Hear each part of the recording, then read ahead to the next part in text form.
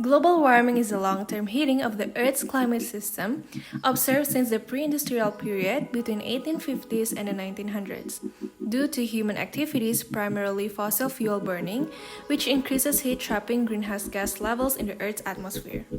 The term is frequently used interchangeably with the term climate change, though the latter refers to both human and naturally produced warming and the effects it has on our planet.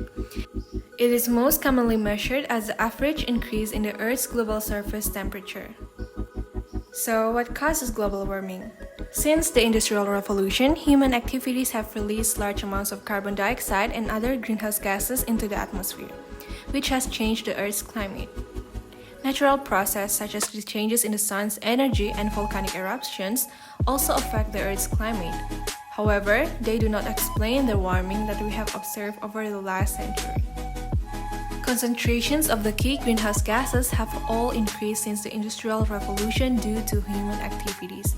Carbon dioxide, methane, and nitrous oxide concentrations are now more abundant in the Earth's atmosphere than any time in the last 800,000 years. These greenhouse gas emissions have increased the greenhouse effect and caused the Earth's surface temperature to rise. Burning fossil fuels changes the climate more than any other human activity. So, what are the effects of global warming? Adaptation to climate change safeguards people from higher temperatures, rising seas, fiercer storms, unpredictable rainfall, and more acidic oceans. Some people are more vulnerable to these effects, such as those living in poverty. Small island developing states are particularly vulnerable without adaptation to storms and sea level rise. For some of these countries, disaster-related economic losses have already been as high as 200% of the size of the national economy. The more the world warms, the greater the changes the climate system become.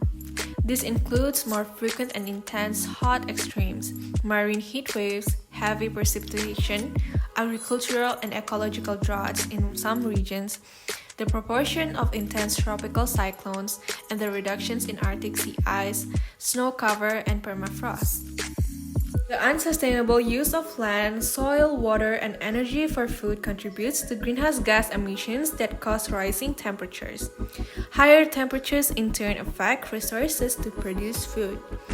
Up to 811 million people in the world face hunger in 2020, as many as 161 million more than 2019. Climate change is the single biggest health threat facing humanity. The impacts are already harming health through air pollution, disease, extreme weather events, forced displacement, food insecurity, and pressures on mental health.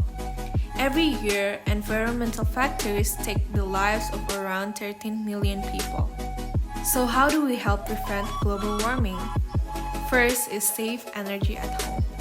Much of our electricity and heat are powered by coal, oil, and gas.